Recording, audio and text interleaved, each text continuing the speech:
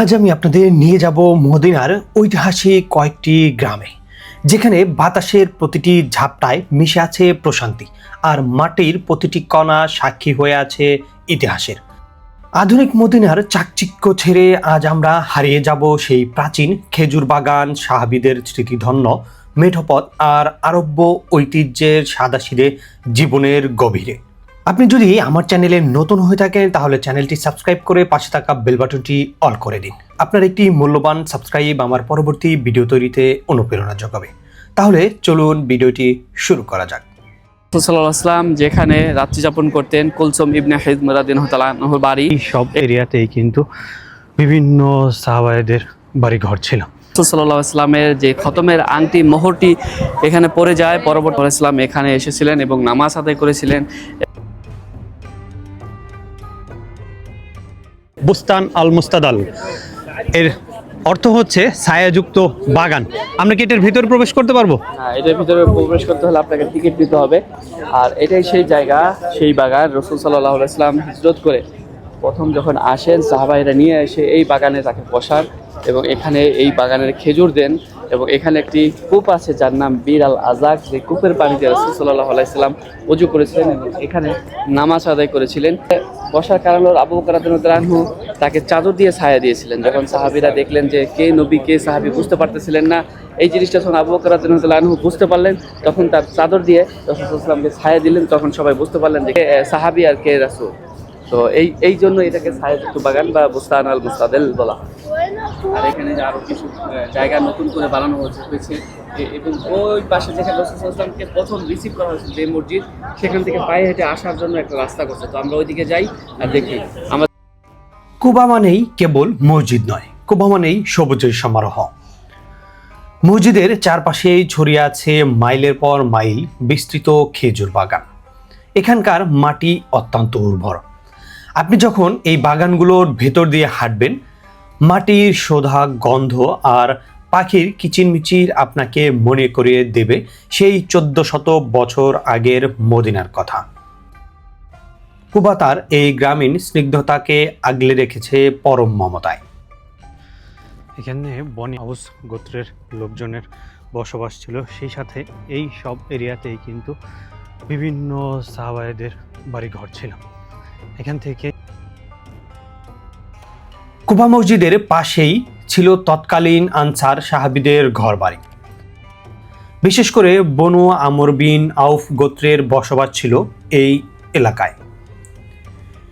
এই পথগুলো দিয়েই নবীজি সাল্লাল্লাহু আলাইহি সাল্লাম হেঁটে যেতেন, সাহাবীদের সাথে গল্প করতেন। আজ হয়তো সেই মাটির ঘরগুলো নেই, কিন্তু প্রতিটি বাঁকে অনুভব করা যায় সেই সোনালী সময়ের অস্তিত্ব। এখানকার শান্ত পরিবেশ যেন আজও সেই আতিথেয়তার গল্প শোনায়। এখানকার স্থানীয় বাসিন্দাদের জীবনযাত্রা এখনো অনেকটা ঐতিহ্যবাহী। আরাবিয়ানদের সেই চিরচারিত আতিথেয়তা এখানে প্রতি পদক্ষেপে লক্ষ্য করা যায়। পরন্ত বিকালে স্থানীয়রা যখন তাদের বাগানের পাশে বসে গাওয়া পান করেন, তখন মনে হয় সময়টা যেন এখানে থমকে গেছে। তাদের হাসিমুখ আর সাদাসিধে চলাফেরা এই গ্রামীণ আবহে যোগ করে এক ভিন্ন মাত্রা। কি সুন্দর করে তারা বাগানটাকে সাজিয়েছেন।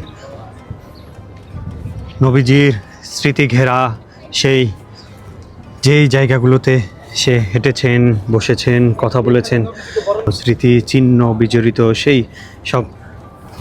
সৌদি আরবের যে কোনো পরিবেশ আমাদের যখন মাথায় আসে বা নাম মাথায় আসে, তখনই আমরা বুঝি পুরো সৌদি আরব মানেই হচ্ছে মরু অঞ্চল আর মরু অঞ্চল। কিন্তু সেই সৌদি আরব যে আসলে কতটা সুন্দর, আল্লাহ তাআলা কত সুন্দর করে এই সৌদি আরবকে বানিয়েছেন, আমরা ধীরে ধীরে সকল ব্লগে এটার আপডেট তুলে ধরার চেষ্টা করব।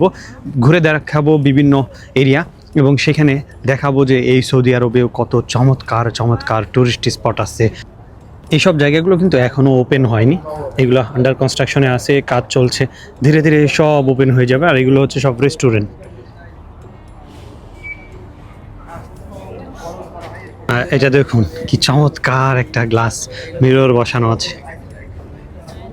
ও মাশাআল্লাহ মাশাআল্লাহ।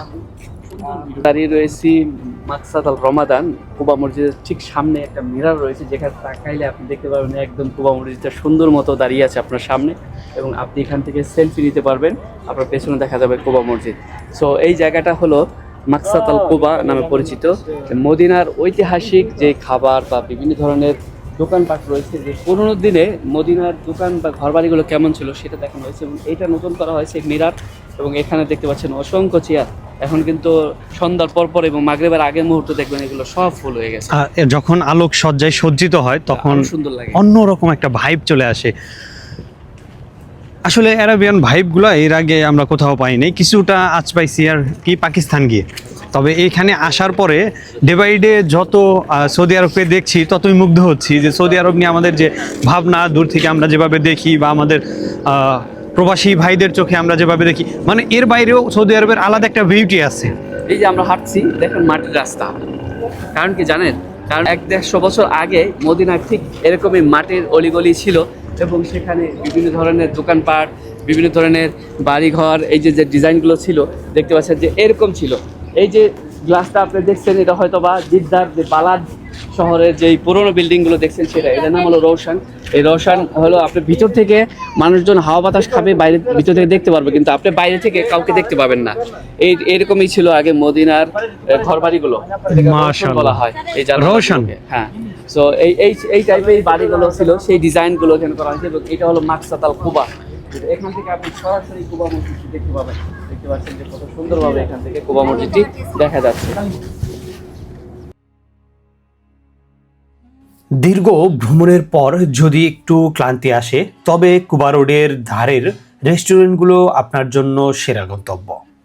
এখানে পাবেন খাঁটি আরাবিয়ান স্বাদ, মাটির চুলায় তৈরি রুটি, বিখ্যাত মদিনার মধু আর গরম গরম মান্ডি। এখানকার খাবারের স্বাদ আপনি কোনোদিন ভুলবেন না।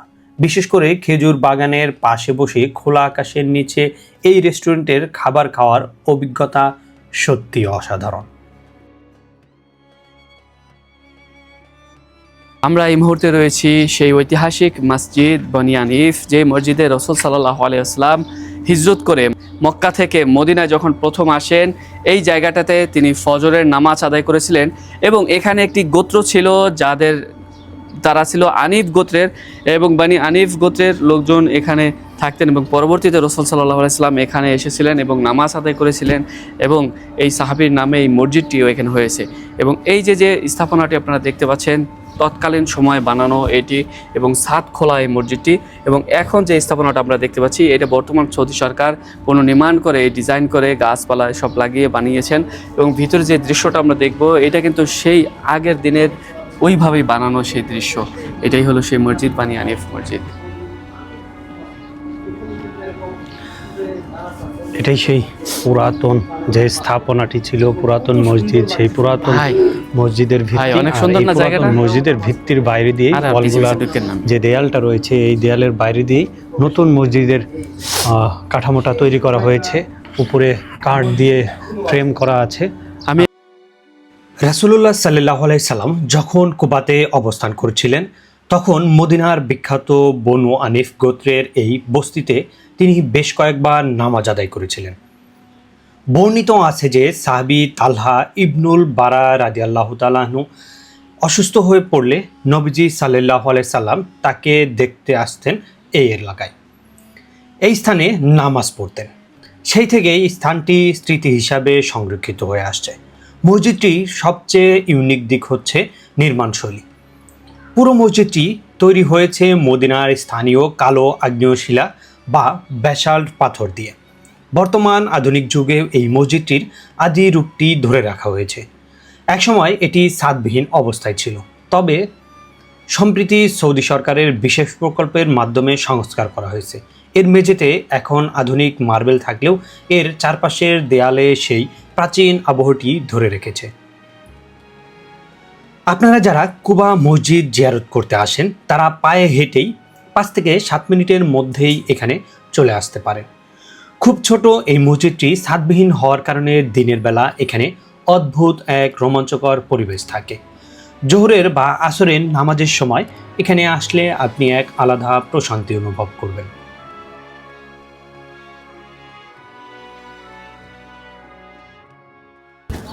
এটি হলো সেই ঘর রাসূল সাল্লাল্লাহু আলাইহি ওয়াসাল্লাম যেখানে রাত্রি যাপন করতেন। কুলসুম ইবনে হিজম রাদিয়াল্লাহু তাআলা আনহুর বাড়ি, এখানে তিনি থাকতেন রাত্রের বেলায়, এবং দিনের বেলায় তিনি অন্য সাহাবীর বাসায় থাকতেন। তার সেখানে ফ্যামিলি থাকার কারণে সেখানে রাত্রি যাপন করেননি। এই সাহাবীর বাড়িতে রাসূল সাল্লাল্লাহু আলাইহি ওয়াসাল্লাম রাত্রি যাপন করেছিলেন, এবং এই সেই জায়গা কুবা মসজিদের ঠিক সামনেই কিবলার দিকটা। আর নেই, এখন বাড়ি নেই, বাট এখন খেজুর গাছ এবং সুন্দর করে সাজানো হয়েছে, এবং তার পাশে রয়েছে বীর আল খাতাম, যে আংটি, হ্যাঁ কূপটি রয়েছে সেটি। হাজিদের মিলন মেলা দেখতে পাচ্ছেন, বিভিন্ন দেশের হাজিগণরা এখানে আসছেন। আর আমরা যাচ্ছি সেই ঐতিহাসিক কূপ বীর আল খাতাম। আমরা এই মুহূর্তে দাঁড়িয়ে আছি বীর আল আরিস বা বীর আল খাতাম। প্রথমে এই কূপের নাম ছিল আরিস কূপ, পরবর্তীতে যখন রাসূল সাল্লাল্লাহু আলাইহি ওয়াসাল্লামের যে খতমের আংটি মোহরটি এখানে পড়ে যায়, পরবর্তীতে এই কূপের নাম হয়ে যায় আল খাতম কূপ। এই কারণ এখানেই রাসূল সাল্লাল্লাহু আলাইহি ওয়াসাল্লাম বসে যে সাহাবীদের জান্নাতের সুসংবাদ দিয়েছিলেন। এখানে রাসূল সাল্লাল্লাহু আলাইহি ওয়াসাল্লাম বসা ছিলেন, এবং আবু বকর রাদিয়াল্লাহু তাআলা আনহুকে ডেকে নিলেন, তার ডান সাইডে বসলেন এবং তাকে জান্নাতের সুসংবাদ দিলেন। এরকম করে চারজন সাহাবীকে রাসূল সাল্লাল্লাহু আলাইহি ওয়াসাল্লাম এই জায়গায় বসে জান্নাতের সুসংবাদ দিয়েছিলেন। এই সেই কূপ বীর আল খাতম বা বীর আল আরিস। এবং এখানে রাসূল সাল্লাল্লাহু আলাইহি ওয়াসাল্লামের যে খতমের আংটি বা মোহরটি ছিল, পরবর্তী সময় এটি এই পানিতে পড়ে যায়, এবং পড়ে যাওয়ার পর এই আংটিটি আর খুঁজে পাওয়া হয় নাই। এই কারণে এই কূপটিকে বন্ধ করে দেওয়া হয়েছে। এখন এই কূপটি পুরো বন্ধ, এবং এখানে হাজিগণরা আসেন এবং এখানে ছবি তোলেন, ফটো তোলেন। এই সেই কূপটি বীর আল খাতম বা বীর আল আরিস। মদিনা মানেই ভালোবাসা, আর কুবা মানেই সেই ভালোবাসার শুরু। যান্ত্রিক জীবনের ভিড় থেকে একটু শান্তি আর ইসলামের ইতিহাসের পরশ পেতে কুবা গ্রামের কোনো বিকল্প নেই। আজকের এই সফরটি আপনাদের কেমন লাগলো কমেন্ট করে জানাবেন। মদিনার এমন আরও অজানা সৌন্দর্য নিয়ে দেখা হবে পরবর্তী ভিডিওতে। আপনি যদি এখনও আমার চ্যানেলটি সাবস্ক্রাইব না করে থাকেন, তাহলে অবশ্যই চ্যানেলটি সাবস্ক্রাইব করে পাশে থাকা বেল বাটনটি অল করে রাখুন। সবাই ভালো থাকুন, সুস্থ থাকুন। আল্লাহ হাফেজ।